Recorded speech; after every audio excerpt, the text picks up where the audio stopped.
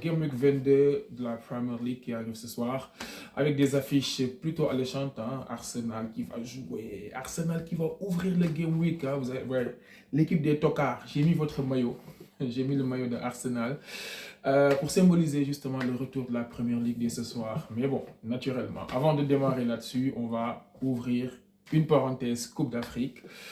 Le Sénégal éliminé. Bon, je pense que la plupart des managers, la plupart des connaisseurs de foot, on s'y attendait un tout petit peu. Hein. On va pas dire que c'est normal. Mais bon, telles que les situations, tel que ça c'est, on va dire, voilà, c'est même difficile en fait de revenir sur ce match-là, tellement ça fait mal.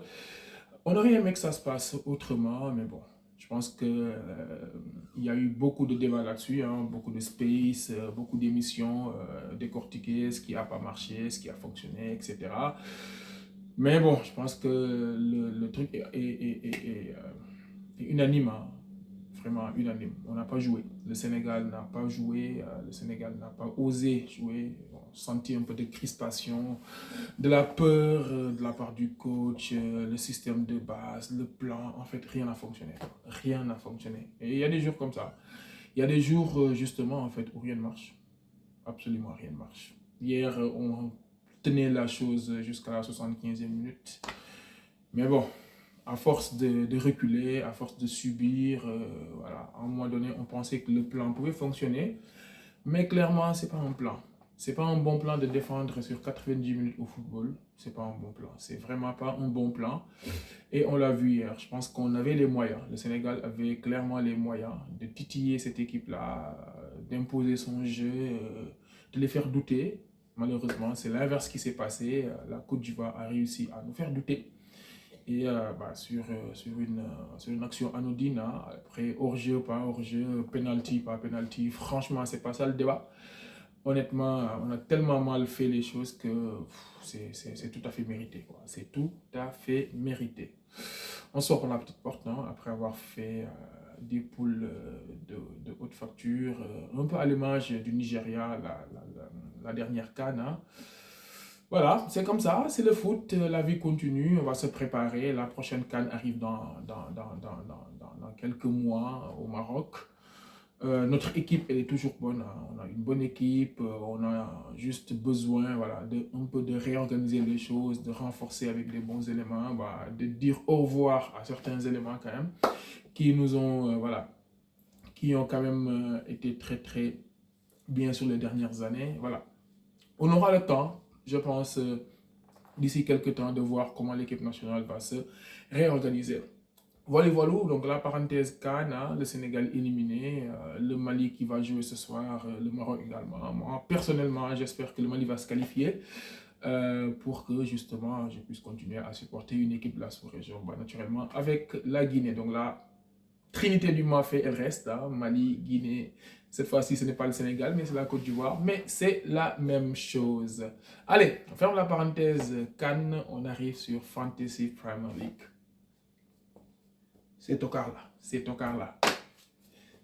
vont jouer ce soir. Ils vont ouvrir le Game Week 22. Donc Arsenal qui va se déplacer sur la pelouse de Forest.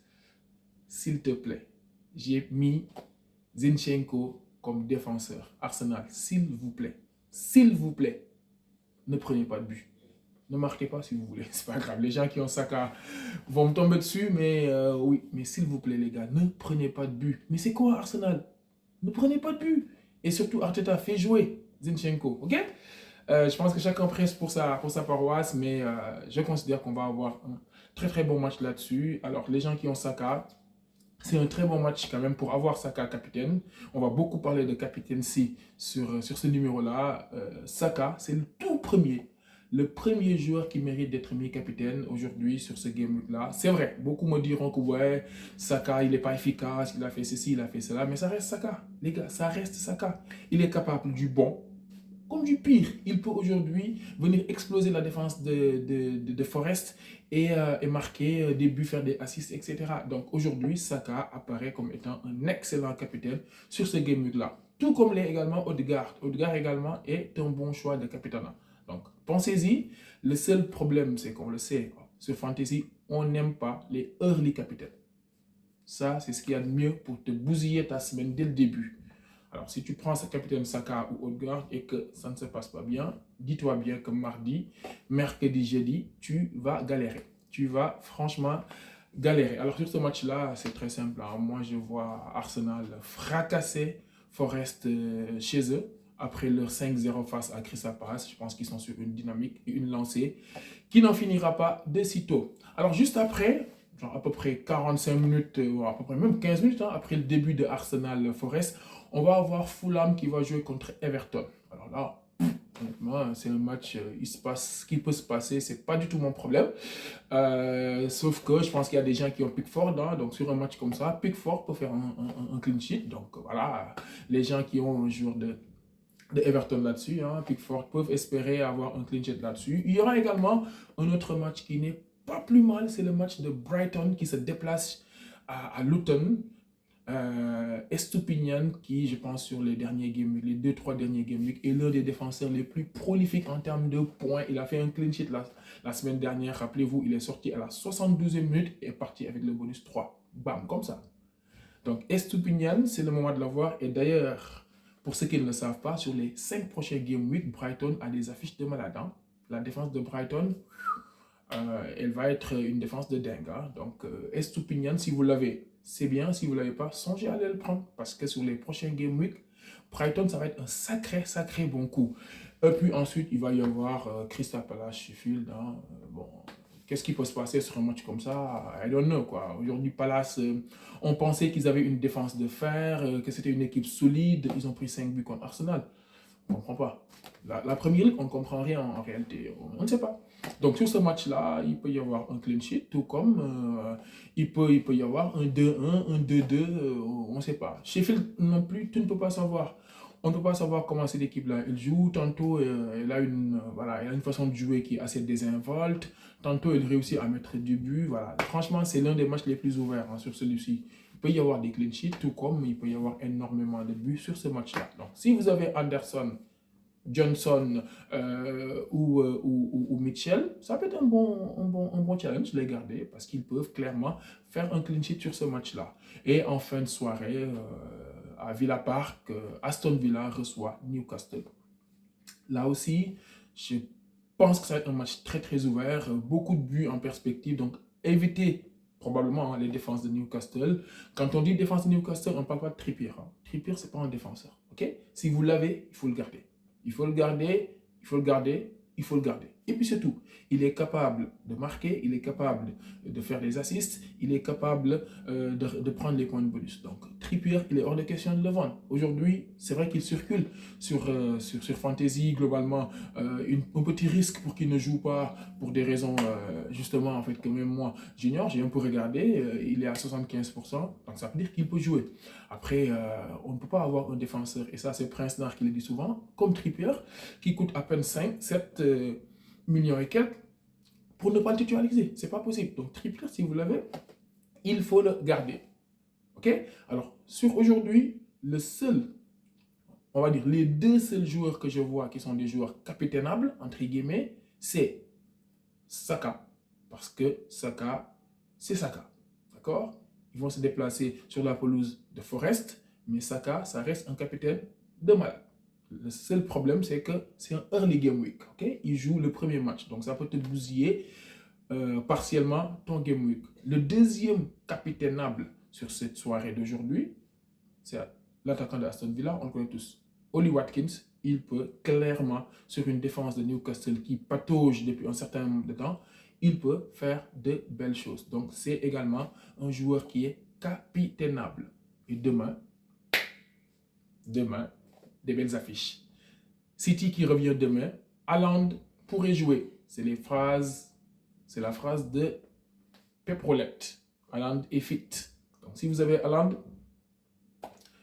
libre à vous de voir si vous le mettez titulaire ou si vous le mettez sur le banc. En tout cas, Haaland pourrait jouer. Alors, jouer ne veut pas dire démarrer, mais en tout cas, il pourrait rentrer en cours de jeu et City joue Burnley.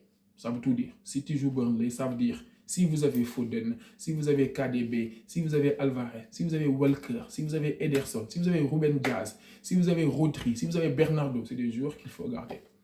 C'est des joueurs qu'il faut même songer à mettre capitaine. Pourquoi? Parce que c'est City. Ok? Si vous n'avez pas des joueurs de City, il est temps d'aller les chercher parce que sur ce match-là, clairement, il peut y avoir énormément de buts.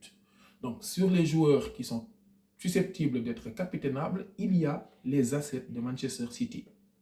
Kevin De Bruyne, numéro 1, en espérant qu'il joue 90 minutes. On ne sait jamais. Il vient de revenir. Il y a Foden. Okay? Il y a Alvarez, il y a Bernardo Silva et il y a Walker. C'est à peu près les valeurs sûres de City qui aujourd'hui peuvent vous rapporter énormément de points. Il est important de les avoir. Haaland, Joker. Si vous l'avez, gardez-le.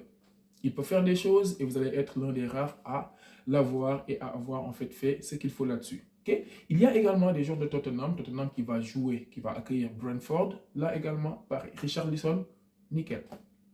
C'est un joueur qu'il faut également en fait avoir. Il faudra voir avec l'arrivée de Werner comment ça va se passer. Mais pour le coup, avec l'absence de Son et le retour assez timide de Maddison, Richarlison reste à coup sûr un choix extrêmement intéressant pour ce game week-là. Songez même à le mettre en capitaine parce qu'il fait partie des joueurs qui sont capitainables. Et c'est également le cas de Bowen. Écoutez, Bowen, il reste Bowen. Hein? C'est le joueur le plus imprévisible que je connaisse. Tu ne sais même pas comment il se débrouille pour marquer des buts. Mais en tout cas, Bowen, il arrive à mettre des buts, il arrive à mettre des passes décisives. On ne sait pas comment il fait. Bowen, si vous l'avez, gardez-le. Et potentiellement, pour les gens qui aiment le risque, Bowen est également un joueur qui est capitainable. C'est également le cas pour les joueurs de Liverpool et de Chelsea, malgré qu'ils jouent l'un contre l'autre. La défense de Liverpool, c'est une défense qui, sur le dernier game week, est en train de faire de belles choses en termes de clean sheet, etc. Trent Alexander-Arnold is back. Robertson is back. Ça donne des choix en défense sur des joueurs offensifs qui sont assez intéressants. Après, il faut mettre le prix. Et ça, c'est autre chose. Donc, les joueurs de Liverpool, Diego Jota, on en a parlé sur le dernier numéro. Diego Jota est en train de survoler en l'absence de Salah. Contre Chelsea, ça peut être une bonne option. En face, Palmer, c'est une valeur sûre. Vous dites ce que vous voulez, Palmer, ça reste une valeur sûre. Il prend les pénaltys, il est à l'aise, il marque des buts, il fait des assists. Donc Palmer contre une défense de Liverpool, ça peut également être une excellente option, okay, à considérer et à prendre en compte. Et puis, bon, je ne peux pas finir une vidéo comme ça sans parler de Manchester United, même si, bon, Manchester United, voilà, quoi, voilà, donc... je ne sais pas quoi vous dire sur United, hein. On continue à espérer que c'est une équipe qui va pouvoir se réveiller, faire des belles prouesses. En Cup, comme on l'a dit il y a 2 jours, ils ont fait 2-0, 2-2, ensuite 4-2. En tout cas, c'est bizarre. C'est très très bizarre. Je ne vous conseillerais pas de prendre un joueur de Manchester, mais si vous aimez le risque, si vous aimez en fait des situations et des sensations fortes, ça peut être une bonne option pour finir en fait ce Game Week sur cette semaine-là avec Bruno Fernandes qui, tel un yo-yo, tel l'équipe nationale du Sénégal est capable du meilleur comme du pire. Voilà. Aujourd'hui, c'est très clair. Rendez-vous dans quelques heures à 20h30, donc 19h30 UT pour le premier match de ce Game Week 22. Et puis, un peu plus tard dans la semaine, on reviendra en espérant à ce moment-là que la semaine ait été prolifique pour vous et pour l'ensemble des gamers. Bon Game Week et je vous dis ciao.